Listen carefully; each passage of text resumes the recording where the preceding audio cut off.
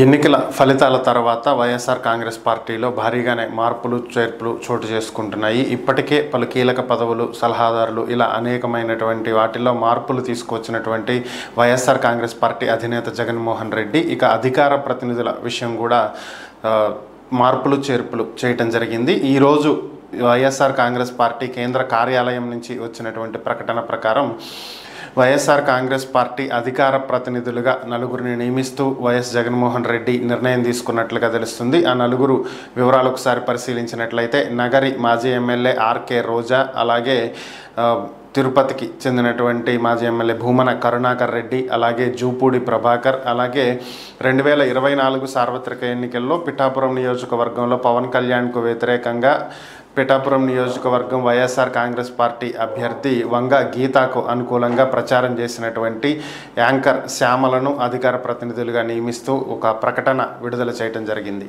ముంబై నటి కాదంబరి జత్వానీ కేసులో అధికారులు మరొక అడుగు ముందుకు వేసినట్లుగా కనిపిస్తుంది. దీనికి సంబంధించినటువంటి వివరాల్లో కనుక వెళ్ళినట్లయితే అప్పట్లో విజయవాడ కమిషనర్గా పనిచేసి తర్వాత సాధారణ బదిలీలో భాగంగా కాకినాడకు వెళ్ళినటువంటి హనుమంతరావు ఆ తర్వాత జత్వానీ కేసు ఫైల్ అయిన తర్వాత ఆ కేసుతో ఆయన సంబంధం లేకపోయినప్పటికీ కూడా విజయవాడకు వచ్చి ఇబ్రహీంపట్నంలో నటిని ఇంట్రాగేట్ చేశారు అనేటువంటి ఆరోపణలు ఎదుర్కొంటున్నారు. అలాగే ఇబ్రహీంపట్నం సిఐ సత్యనారాయణ, సో ఈయన అధికారుల ఒత్తిడితోటి ఎటువంటి ఆధారాలు లేకపోయినప్పటికీ కూడా నటి కాదంబరి జత్వానీ మీద కేసు నమోదు చేసి ఆమెను ఇంట్రాగేట్ చేసి తన తల్లిదండ్రులను కూడా ఇబ్బంది పెట్టారనేటువంటి ఆరోపణలు ఎదుర్కొంటున్నారు. సో వీరిద్దరి మీద ప్రభుత్వం సస్పెన్షన్ వేయటం జరిగింది. అలాగే ఇక ఈ కేసుతో కీలకమైనటువంటి సంబంధాలు ఉన్నటువంటి ఐపీఎస్ అధికారులు సీతారామాంజనేయులు, విశాల్ గున్ని, అలాగే కాంతి రాణా టాటా వీళ్ళ మీద కూడా శాఖాపరమైనటువంటి చర్యలు తీసుకుంటామని చెప్పి ప్రభుత్వం ప్రకటించింది.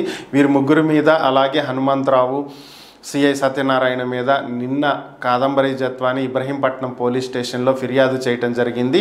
ఫోర్జరీ చేసినటువంటి ఒక డాక్యుమెంట్ని తీసుకువచ్చి అది తానే చేశాను అని చెప్పి కుక్కల విద్యాసాగర్ తన మీద అక్రమంగా కేసు పెట్టి తనని తన కుటుంబాన్ని వేధించారని, కాబట్టి ఈ అంశంలో కేసు నమోదు చేసుకుని తనకు న్యాయం చేయాలంటూ నటి కేసు నమోదు చేయటం జరిగింది. విద్యాసాగర్ మీద కూడా ఆమె కేసు పెట్టారు. నిన్న పిఠాపురం వరద ప్రభావిత ప్రాంతాల్లో పర్యటించినటువంటి వైఎస్ఆర్ కాంగ్రెస్ పార్టీ అధినేత జగన్మోహన్ రెడ్డి ఆ తర్వాత నేరుగా బెంగళూరు వెళ్ళటం జరిగింది. ఈ 2024 ఎన్నికల ఫలితాల తర్వాత ఆయన బెంగళూరుకు వెళ్ళటం ఇది 9వసారి. అయితే వాస్తవానికి సెప్టెంబర్ 3 నుంచి 25 వరకు ఆయన లండన్ పర్యటనకు వెళ్లాల్సి ఉంది. సిబిఐ కోర్టులో ఆయన అనుమతి కూడా తీసుకున్నారు.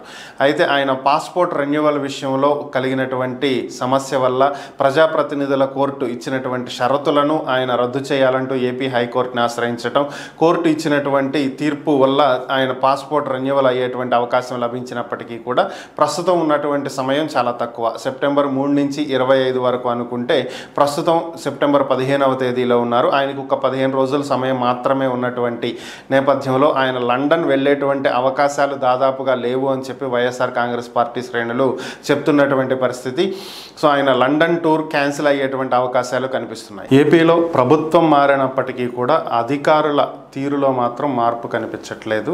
ఎందుకని ఏంటి అనేటువంటి విషయాల్లో కనుక వెళ్ళినట్లయితే ఎప్పుడైతే ప్రభుత్వం మారిందో అప్పుడే ముఖ్యమంత్రి చంద్రబాబు నాయుడు అధికారులకు ఆదేశాలు ఇవ్వటం జరిగింది. ఏంటంటే ఇక నుంచి ప్రభుత్వం తరపున ఇచ్చేటువంటి ఏ పత్రాలైనా సరే వాటిల్లో ప్రభుత్వానికి సంబంధించినటువంటి చిహ్నాలే ఉండాలి తప్ప పార్టీకి సంబంధించినటువంటి రంగులు కానీ ఫోటోలు కానీ ఏవి కూడా ఉండటానికి వీలు లేదు అని చెప్పి చెప్పడం జరిగింది. అయినా కూడా ఇప్పటికీ చాలా చోట్ల అధికారులు జగన్ ఫోటో అలాగే నవరత్నాలకు సంబంధించినటువంటి లోగో ఉన్నటువంటి ధ్రువపత్రాలనే ఇంకా ఇస్తున్నారంట. ఇది ఒక 2 రోజుల క్రితం కూడా జరిగినటువంటి సంఘటన. ఎన్టీఆర్ జిల్లాలో ఒక రైతు తన అడంగల్కి సంబంధించినటువంటి కాపీ కావాలి అని అప్లై చేసినటువంటి నేపథ్యంలో అతనికి ఇచ్చినటువంటి అడంగల్ సర్టిఫికేట్లో కూడా జగన్ బొమ్మ నవరత్నాల లోగో ముద్రించినటువంటి సర్టిఫికెట్ని అధికారులు జారీ చేయటం జరిగింది.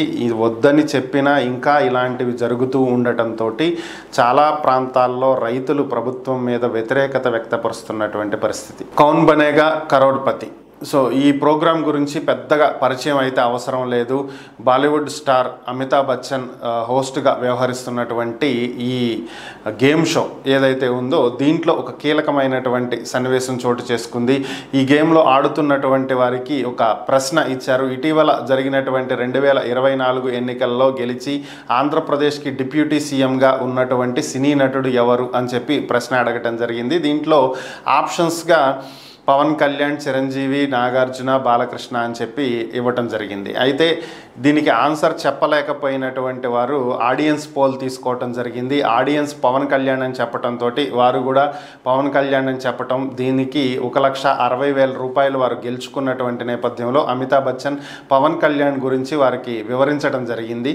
సో ఇది కౌన్ బనేగా కరోడ్పతి ప్రోగ్రాంలో పవన్ కళ్యాణ్ గురించి అడిగినటువంటి ఒక ప్రశ్న. దీన్ని జనసేన శ్రేణులు భారీ స్థాయిలో సోషల్ మీడియాలో వైరల్ చేస్తున్నారు. శ్రీశైలం మల్లికార్జున దేవాలయం, సో ఇది అందరికీ తెలిసినటువంటిదే. 12 జ్యోతిర్లింగాలలో ఒకటైనటువంటి శ్రీశైలం దేవస్థానం. సో ఇది ప్రస్తుతం ఇంగ్లాండ్కి చెందినటువంటి వరల్డ్ బుక్ ఆఫ్ రికార్డ్స్లో స్థానం సంపాదించుకోవటం జరిగింది. టెంపుల్ విస్తీర్ణము, అలాగే గుడిలో ఉన్నటువంటి నంది ప్రాముఖ్యత, అలాగే దానికి కలిగినటువంటి పురాతన చరిత్ర, ప్రాధాన్యత ఇవన్నింటినీ అధికారులకి వెల్లడించినటువంటి నేపథ్యంలో ఇంగ్లాండ్కి చెందినటువంటి వరల్డ్ బుక్ ఆఫ్ రికార్డ్స్ ప్రతినిధులు దీనికి సంబంధించినటువంటి రికార్డ్ని నమోదు చేసి ధృవపత్రాన్ని శ్రీశైలం ఎమ్మెల్యే బుడ్డా రాజశేఖర్ రెడ్డికి అందించడం జరిగింది. అలాగే ఈ సందర్భంలో ఆలయ ఈఓ కూడా అక్కడే ఉన్నారు, ఆయనకు కూడా దీన్ని అందించడం జరిగింది. గతంలోనే ఐఎస్ఓ సర్టిఫికేట్ పొందినటువంటి ఐఎస్ఐ సర్టిఫికేట్ కూడా పొందినటువంటి దేవాలయంలో ఎన్నో అంశాలు ఉన్నాయి. ఇది మరొకసారి ప్రపంచ రికార్డ్ని సొంతం చేసుకోవటం అనేది, అది కూడా 12 జ్యోతిర్లింగాలలో ఒకటవటం, అది మన ఆంధ్రప్రదేశ్లో ఉండటం, కర్నూలు జిల్లాలో ఉండటం అనేది గొప్ప విషయం అని చెప్పి అధికారులు ప్రకటిస్తున్నటువంటి పరిస్థితి. నిన్న పిఠాపురం వరద ప్రభావిత ప్రాంతాల్లో పర్యటించినటువంటి వైఎస్ఆర్ కాంగ్రెస్ పార్టీ అధినేత వైఎస్ జగన్మోహన్ రెడ్డి చంద్రబాబుని ఉద్దేశించి తీవ్రమైనటువంటి విమర్శలు చేసినటువంటి విషయం అందరికీ తెలిసిందే. దీనికి సంబంధించే ఇరిగేషన్ శాఖ మంత్రి నిమ్మల రామానాయుడు మాట్లాడటం జరిగింది. ఆయన మాట్లాడుతూ జగన్మోహన్ రెడ్డికి కనీసం నైతిక బాధ్యత ఉందా అని చెప్పి ఆయన అడగటం జరిగింది.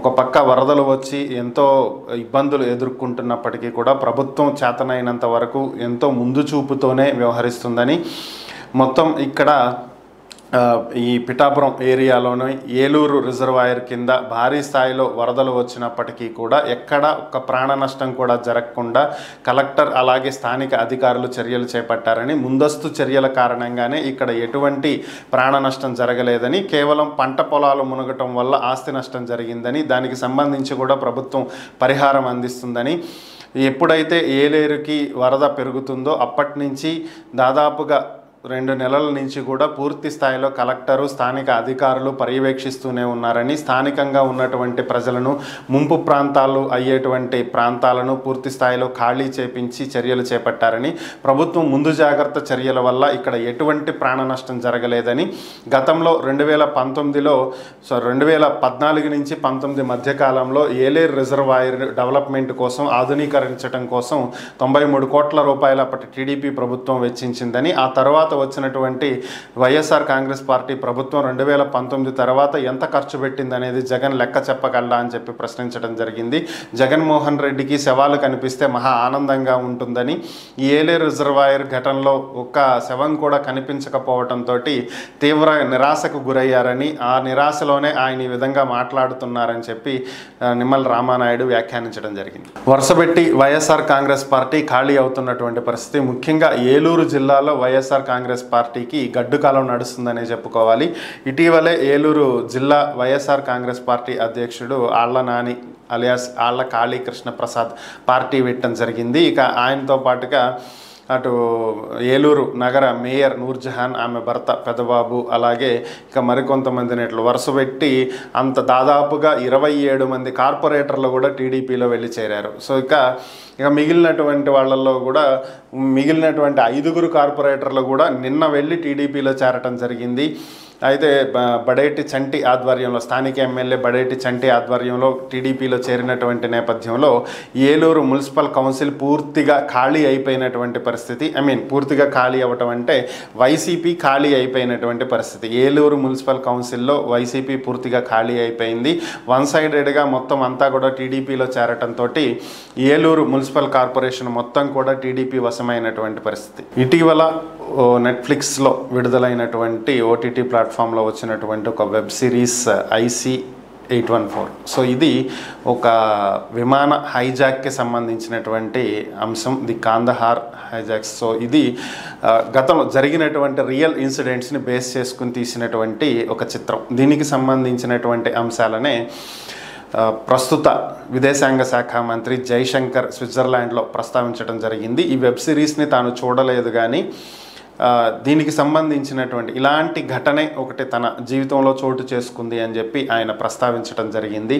ఆయన ఉద్యోగం చేపట్టినటువంటి తొలినాళ్లలో ఒక సంఘటన జరిగిందని, అది IC-412, అది కూడా ఇండియన్ ఎయిర్లైన్స్కి చెందినటువంటి విమానమే. ఢిల్లీ నుంచి బయలుదేరి చండీగఢ్లో దిగాల్సినటువంటి ఆ విమానాన్ని చండీగఢ్లో ల్యాండ్ అయిన వెంటనే కొంతమంది హైజాకర్లు హైజాక్ చేయడం జరిగిందని, అక్కడి నుంచి ఆ విమానాన్ని 4 ఎయిర్పోర్ట్లలో 36 గంటల పాటు తిప్పి ఫైనల్గా అది కథ అయితే సుఖాంతమైంది, ఎవరికి ఎటువంటి ప్రాణ నష్టం జరగలేదని. అయితే ఈ హైజాక్ విషయం తెలిసిన వెంటనే ఇంటికి ఫోన్ చేసి తాను రావటం కుదరదు అని చెప్పి తల్లికి చెప్పానని, ఆ తర్వాత తనకి తెలిసినటువంటి అంశం ఏంటి అంటే హైజాక్ అయినటువంటి ఫ్లైట్లో తన తండ్రి ఉన్నాడు అని చెప్పి జైశంకర్ తర్వాత తెలుసుకున్నారని. ఒక పక్క డిప్లొమాటిక్గా వర్క్ చేస్తూ హైజాక్ అయినటువంటి ఫ్లైట్లో ఉన్న వాళ్ళని కాపాడాల్సినటువంటి బాధ్యత ప్రభుత్వం తరపున నిర్వర్తిస్తూనే, మరొక పక్క అక్కడ ఫ్లైట్లో ఇరుక్కున్నటువంటి వారి కుటుంబ సభ్యులలో వ్యక్తిగా ప్రభుత్వం మీదే పోరాడాల్సినటువంటి పరిస్థితి రెండు తన మీదకు వచ్చి పడ్డాయి. కాకపోతే ఆ సందర్భంలో ఎటువంటి ప్రాణ నష్టం జరగకుండానే ఇది సుఖాంతమైంది. అప్పట్లో సిక్ కమ్యూనిటీకి చెందినటువంటి వ్యక్తి, ఖలిస్తాన్ మూవ్మెంట్కి సంబంధించినటువంటి వ్యక్తి బింద్రన్ వాలేని రిలీజ్ చేయాలంటూ ఈ హైజాక్ జరిగింది అని చెప్పి జైశంకర్ గుర్తు చేసుకోవటం జరిగింది. ఇటీవల ఎయిర్ బస్ స్టార్ లైనర్లో ఏర్పడినటువంటి సాంకేతిక లోపంతో స్పేస్లోకి వెళ్ళినటువంటి వ్యోమగాములు సునీత విలియమ్స్, విల్మోర్ అక్కడే ఇరుక్కుపోవటం, స్టార్ లైనర్ మాత్రం ఒంటరిగా భూమి మీదకి తిరిగి వచ్చినటువంటి ఘటన అందరికీ తెలిసిందే. అయితే ఇటీవల వచ్చేటువంటి 1-2 నెలల్లో అమెరికా ఎన్నికలు ఉన్నటువంటి నేపథ్యంలో వారు వచ్చే ఏడాది వరకు భూమి మీదకు తిరిగి వచ్చేటువంటి అవకాశం లేనటువంటి నేపథ్యంలో వారు స్పేస్ నుంచే తమ ఓటు హక్కుని వినియోగించుకోబోతున్నారు అనేది ప్రస్తుతం మనకున్నటువంటి సమాచారం. దీనికి సంబంధించినటువంటి అంశాలనే సునీత విలియమ్స్, విల్మోర్ ప్రకటించడం జరిగింది. వారు తమ ఓటు హక్కుని స్పేస్ నుంచి వినియోగించుకోవటం కోసం అప్లై చేసుకున్నామని, బ్యాలెట్ని అధికారులు పంపిస్తారని, ఎలక్ట్రానిక్ ఓటింగ్ విధానం ద్వారా ఓటు అనేది వారు వేస్తారని చెప్పి తెలియజేశారు. ఇదేమి స్పేస్ నుంచి ఓటు వేయటం ఇది తొలిసారి కాదు. 1977 నుంచి ఇప్పటి వరకు కూడా ఎలక్ట్రానిక్ ఓటింగ్ మిషన్స్ ద్వారా స్పేస్ నుంచి ఓటింగ్ అనేది జరుపుతూ ఉన్నారు. వ్యోమగాములకు ఓటు వేసే హక్కుని అమెరికా కల్పిస్తూ ఉంది.